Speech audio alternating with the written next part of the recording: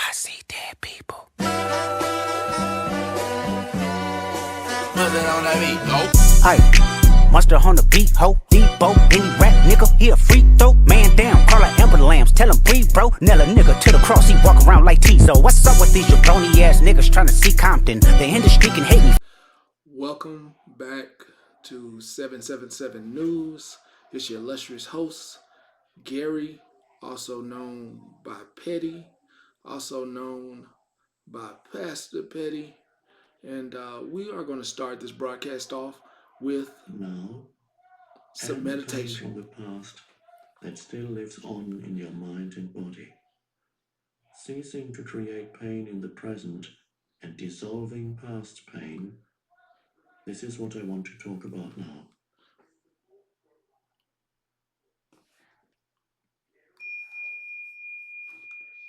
Chapter 2: Consciousness, the way out of pain.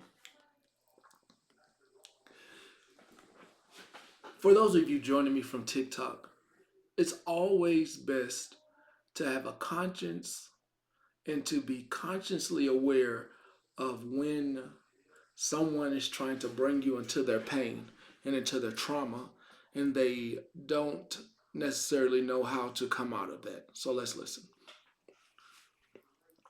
Life is entirely free of pain and sorrow. Isn't it a question of learning to live with them rather than trying to avoid them? The greater part of human pain is unnecessary. It is self-created as long as the unobserved mind runs your life. The pain that you create now is always some form of non-acceptance, some form of unconscious resistance to what is. This can be physical and mental pain you're causing yourself, and you have to come up out of it. The level of thought, the resistance is some form of judgment. On the emotional level, it is some form of negativity. The intensity of the pain depends on the degree of resistance to the present moment, and this in turn depends on how strongly you are identified with your mind. The mind always seeks to deny the now and to escape from it. In other words, the more you are identified with your mind, the more you suffer. Or you may put it like this: the more you are able to honor and accept the now, the more you are free of pain, of suffering, and free of the egoic mind. Why does the mind habitually deny or resist the now? Because it cannot function and remain in control without time, which is past and future. So it perceives the timeless now as threatening. Time and mind are in fact inseparable. Imagine the earth devoid of human life, inhabited only by plants and animals. Would it still have a past and future? Could we still speak of time in any meaningful way? The question, what time is it, or what's the date today, if anybody were there to ask it, would be quite meaningless. The oak tree or the eagle would be bemused by such a question. What time, they would ask? Well, of course, it's now. The time is now. What else is there? Yes, we need the mind as well as time to function in this world, but there comes a point when they take over our lives, and this is where dysfunction, pain, and sorrow set in. The mind, to ensure that it remains in control, seeks continuously to cover up the present moment with past and future, and so, as the vitality and infinite creative potential of being, which is inseparable from the now, becomes covered up by time, your true nature becomes obscured by the mind. An increasingly heavy burden of time has been accumulating in the human mind. All individuals are suffering under this burden, but they also keep adding to it every moment whenever they ignore or deny that precious moment, or reduce it to a means of getting to some future moment, which only exists in the mind, never in actuality. The accumulation of time in the collective and individual human mind also holds a vast amount of residual pain from the past. If you no longer want to create pain for yourself and others, If you no longer want to add to the residue of past pain that still lives on in you, then don't create any more time, or at least no more than is necessary to deal with the practical aspects of your life. Pain and suffering are things that we mentally make on our own. If we let go of the times that we were hurt or someone did us wrong, we would be more virtuous in ourselves and more happy. The pain and suffering you are causing yourself is making you unhappy with everyone around you that doesn't want to dabble in your pain. Stop creating time. Realize deeply that the present moment is all you ever have. Make the now the primary focus of your life. Whereas before you dwelt in time and paid brief visits to the now, have your dwelling place in the now and pay brief visits to past and future when required to deal with the practical aspects of your life situation. Always say yes to the present moment. What could be more futile, more insane, than to create inner resistance to something that already is? What could be more insane than to oppose life itself, which is now and always now? Surrender to what is. Say yes to life. And see how life suddenly starts working for you rather than against you. I live my life in the now. I can't do anything about anything that happened an hour ago. I can only make amends and live for today, live for the present moment. And if you let grief take over your life, then you're not living for your purpose in the very moment where you have things that you must do now, today. You have money that you need to make today. You have kids that want to be happy today and now. You have some significant other in your life that may have upset you, but at the end of the day, you still love that individual, and you right now still need to love on that individual, because the last thing you want to do is live in regret that you didn't at least tell them I love you or give them that hug before now becomes the past again.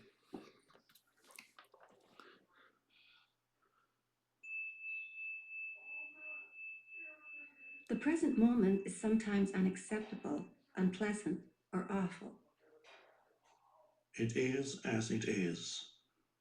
Observe how the mind labels it and how this labeling process, this continuous sitting in judgment, creates pain and unhappiness.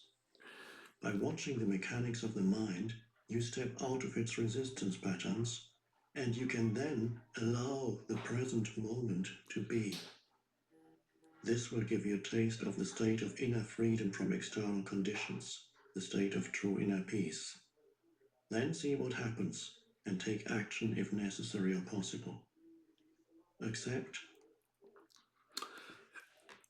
Those of you on TikTok, YouTube, Hulu, Netflix, you live in constant turmoil of one's own self thoughts, one's own self being, instead of letting go and letting be. Whatever the present moment contains, accept it as if you had chosen it. Always work with it, not against it. Make it your friend and ally, not your enemy. This will miraculously transform your whole life. The people of TikTok can't accept that the app might be leaving, and they're not living in the present moment of, you know what, I have to accept this and I must move on presently. And how do I do that? You must find another route to go down. You can't keep bashing these decisions for security reasons. If you are not aware of the security threat to your personal information, then you are not in the now, you are in the past, and you are wrapped up with the notion of I need this app for whatever purpose, instead of understanding security and all the things that you don't understand because you may not have served in the military or you may not have been in Congress to serve a position that gives you access to classified information. Now is letting go, letting be, taking a breath, and figuring out the new avenue you're going to go down.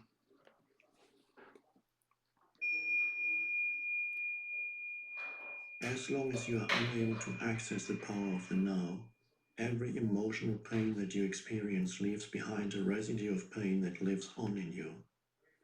It merges with the pain from the past, which was already there, and becomes lodged in your mind and body. This, of course, includes the pain you suffered as a child, caused by the unconsciousness of the world into which you were born. Mm.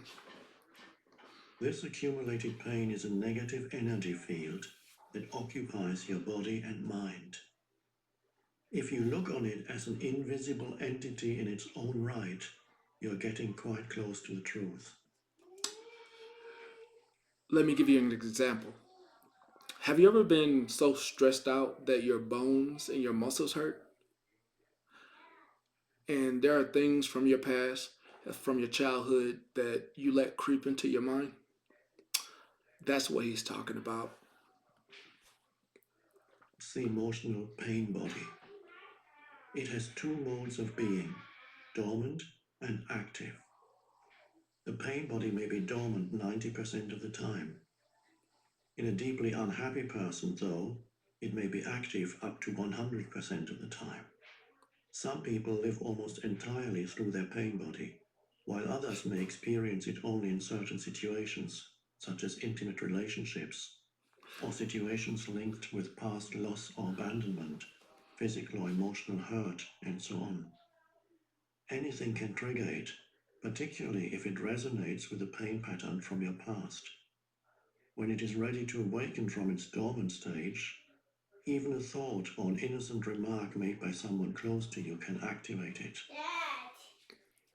Some pain bodies are obnoxious but Thank you. relatively harmless. For example, like a child Take who the won't slime back stop in there. whining. Others are vicious and destructive monsters, true demons. Some are physically violent, many more are emotionally violent. Some will attack people around you or close to you, while others may attack you, their host. Thoughts and feelings you have about your life then become deeply negative and self-destructive. Illnesses and accidents are often created in this way. Some pain bodies drive their hosts to suicide.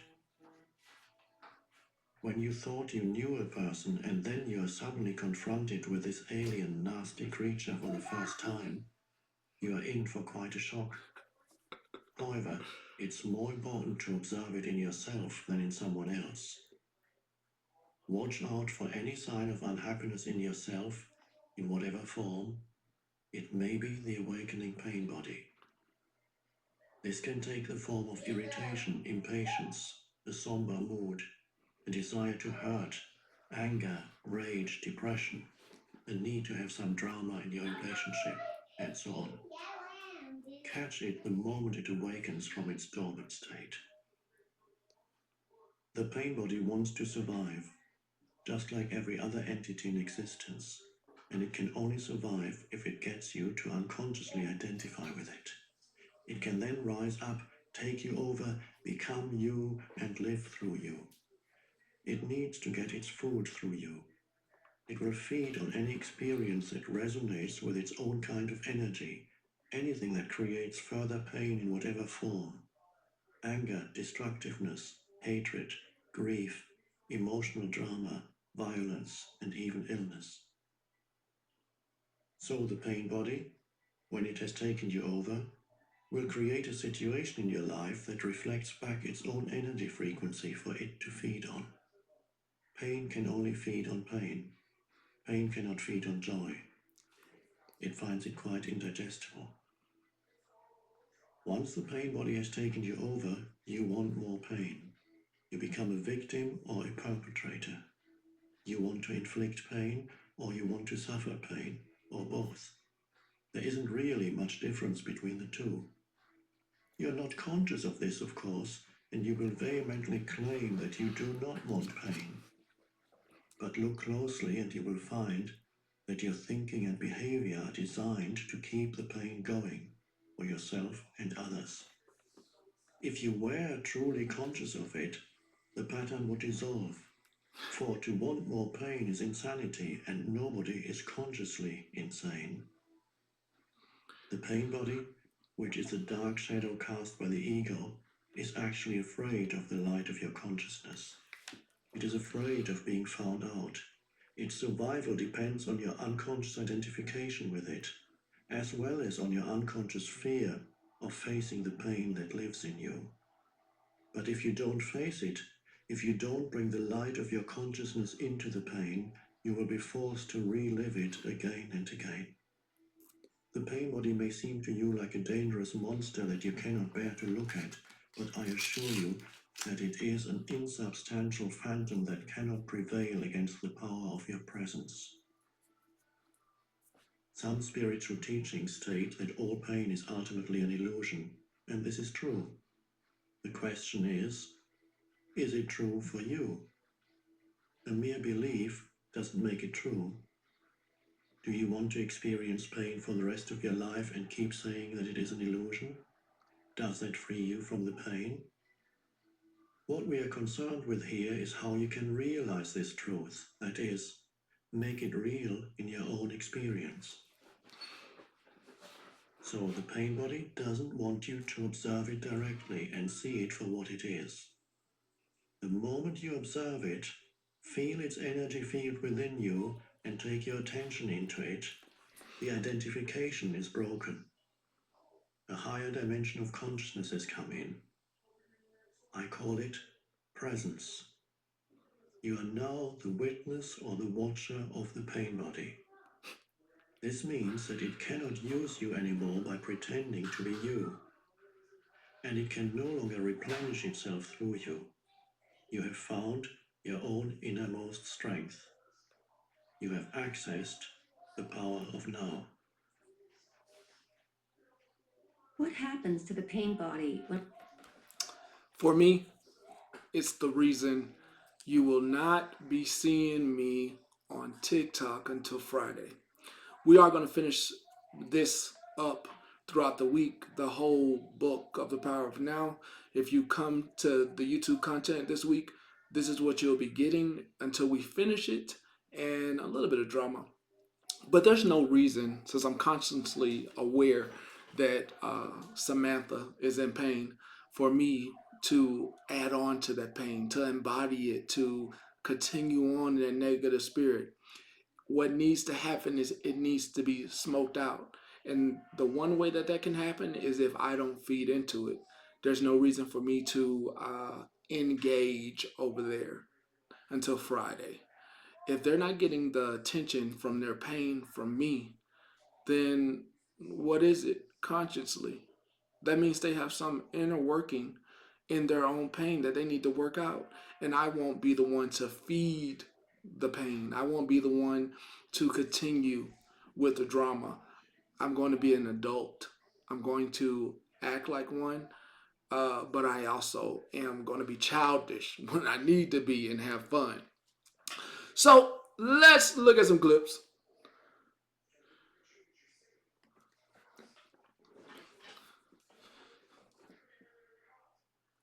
Hey bro, we can make fun of our parents for deleting everything on the internet, but don't act like this man didn't have us all fooled. Meet Dan, and you see, Dan had a problem. His life was crumbling before his very eyes, because you see, his living was based off of you believing he was rich. Listen, when you're a public figure and you have a company, stocks go up and down depending on you. Think about Elon Musk. When people like Elon Musk, stocks rise. When people didn't like him, stocks crash. Dan had this company called Ignite. Now, it was all fun and games until he fired his vice president. His vice president said, "You don't want to do that." Dan said, "What you finna do about it?" His vice president said, Dan said, "What?" He said, "I'm finna get my get back." Oh, and he got his get back. One of the pettiest moves I've ever seen. His vice president sues him for wrongful termination.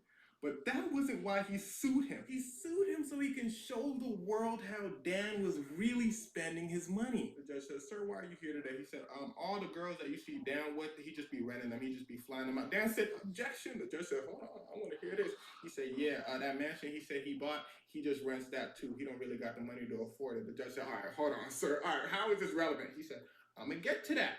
All the money Dan be spending on stuff, that's all the company's money. He don't really got money like that. He don't got bread like that. I said, all right, come on now. How is Dan being a bum relevant? Dan said, objection. The VP said, y'all got that down? The typewriter said, oh, I got it right here. As soon as the whole world hears this, Dan's stock start to plummet. Remember how I told you they be going up and down depending on the person?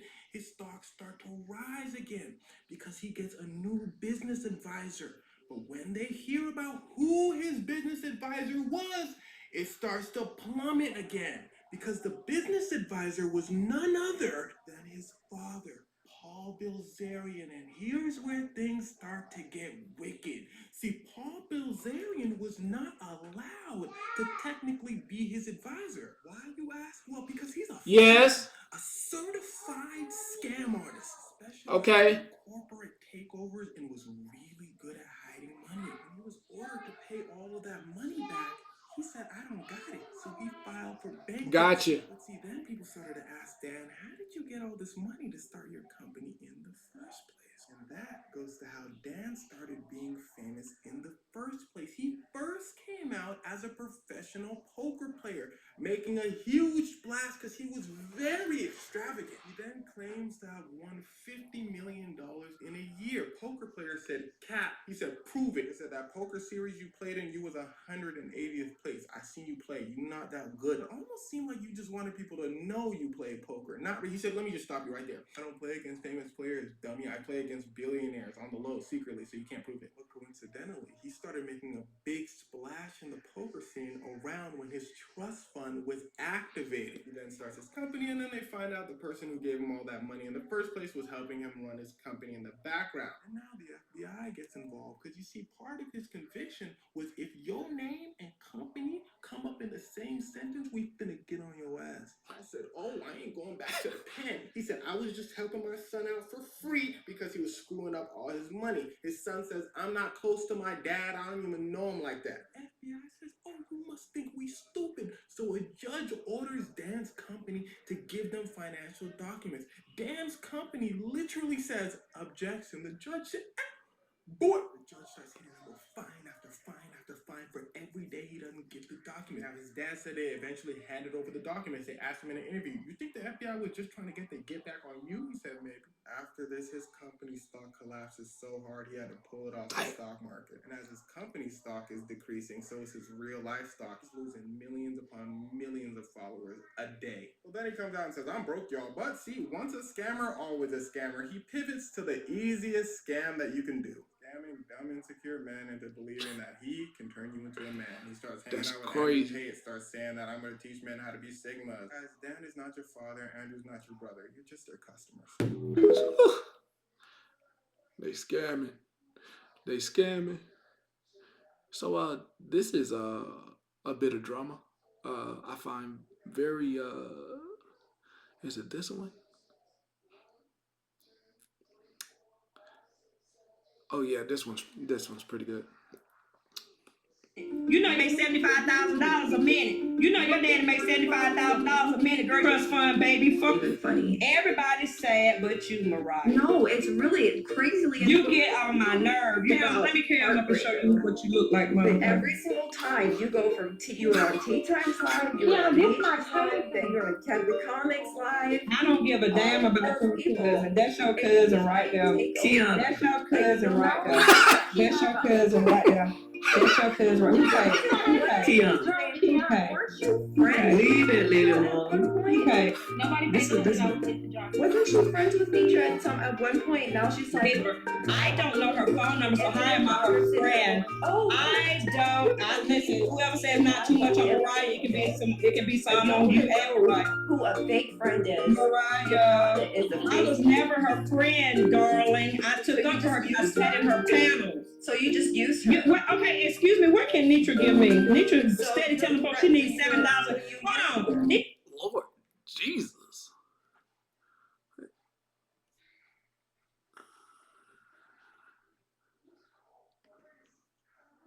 Boy, they get all the juice. What's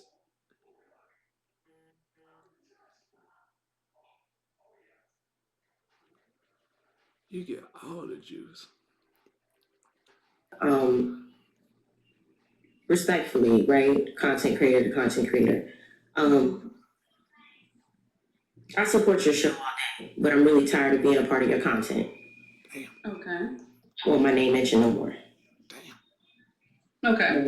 No, on this. I'm not doing this. Right? You're insane. I've had a fucking enough. Y'all monetize off of my shit that dealt with that nigga all fucking week. K-Dub included. All y'all motherfuckers. So I'm including every fucking body who monetized off of that shit. Now, whether you actually got dollars from it, I don't give a fuck. You still had content from it. Followers from it. Viewers from it. Whatever you gratified, you got, my nigga. And that's what the fuck I mean. Now, I never not once said you needed me, but what I'm saying is I was the fucking content, and that's a fact. That is irrefutable. Had you not done the interview, this wouldn't be a discussion. It wouldn't be a thing, and you could easily make me out to be a liar, but I'm not, because you chose to do that. You chose to hit Hulk up on the back end. You used the personal relationship you had with him to set that interview up, and Why cut up? that's where it becomes biased. I don't give a fuck what you say about it. Keep me fucking blocked. Because this will never fucking be a thing where we're mutuals ever and fucking again. So I don't give a fuck. But Bella, respectfully, I don't want to be on... I don't want to be talking the conversation on this platform. I get to speak my side, so you made it. You could have ceased and desisted when you first I don't came give a up fuck with about what you're speaking. talking about right now. She asked me a question, I have the floor. You had the chance She to asked see me a question, I have the floor. Aww. All right. That's what I thought. So, Bella, respectfully, I will support you. You know what I'm saying? But I don't feel like it's a mutual support when I get to get dragged in your platform and I'm not getting support with mine. You feel me on that? Like, at this point, that's how I have to have it with everybody on this app. Because I realize just having a mutual respect and liking for people is really not enough. Because any opportunity that comes where you get dragged, somebody else gonna monetize off of it. And it's not enough for us to just be like, hey, what's up? Whatever. You know what I'm saying? Like, I'm not doing that. I'm really not doing that to y'all. Unless I have a problem with you directly, I will accumulate my own enemies on my own fucking platform. I will. I don't need to do it on it. It just so happened that Shakes and Pillows was already talking about Slim. Hell, all of TikTok was talking about Slim. There was not one room you could go in where Slim wasn't being fucking discussed. And I'm purposely not even going in all of those other fucking rooms. I'm not. I wasn't in here. I wasn't around TikTok campaigning about fuck Slim. Slim know how he give it up. He's already well aware of the shit that he does and the effects that he has on people. He is disrespectful. Absolutely. Anything he fucking sit there and accuse me of, trust me, that nigga does it too. Y'all want to talk about my anger? Well, he got an alcohol problem. What of it? We all got issues. But you're not going to sit here. Ooh, that's hot. That's hot. So he's like, he told me that he got a call of me, and I walked by your fence. You can't see in your backyard, so how'd they see you naked in your yard?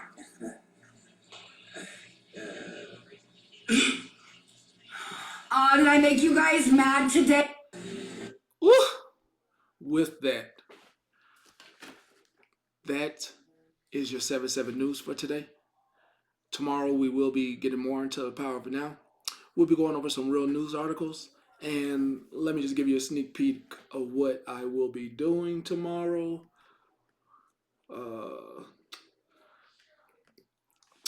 Tomorrow's broadcast consists of telling these damn for we don't give a fuck sports. You need your ass whooped sports. We're going to be going over to one of the broadcasts. It ain't live. No, it's not you. We're going to be fine. We're going to go over to one of the we're going to go over one of the Falcons broadcast that broadcasts, news on them. And I think it's like Locked In Falcons or something like that. Let me see if I can find it. No, not you. Not you. It ain't Locked In Falcons. Who is it? Where's the guy at? It ain't you.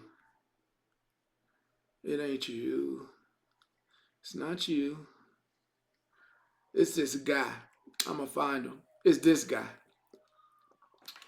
And we gonna Come playoff ant. Playoff ant, not a thing. hold on one How do you second. explain this?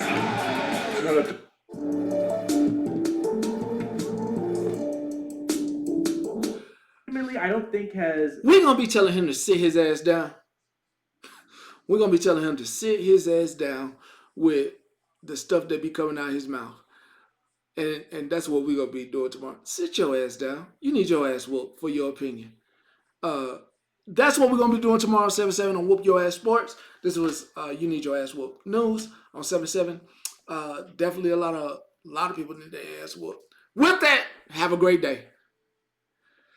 Fuck them all ain't they mama. How many options you really got? I mean, it's too many options. I'm finna pass on this body. I'm John Stockton. Beat your ass and hide the Bible if God watching. Sometimes you gotta pop out and show niggas. Certified boogeyman, I'm the one that up to score with him. Walk him down whole time, I know he got some hoe in him. Pull on him, extort shit, bully the flow on him. Say Drake, I hear you like I'm young. You better not ever go to cell block 1. To any bitch that talk to him and they in love, just make sure you hide your little sister from him. They tell me Chubb's the only one that get your hand-me-downs and party at the party playing with his nose now. And Baca got a weird case, why is he around? Certified lover boys, certified pedophiles. Wop, wop, wop, wop, wop. That fuck him up. Wop, wop, wop, wop, wop. I'ma do my stuff. Why you trolling like a bitch? Ain't you tired? Trying to strike a chord and it's probably A minor.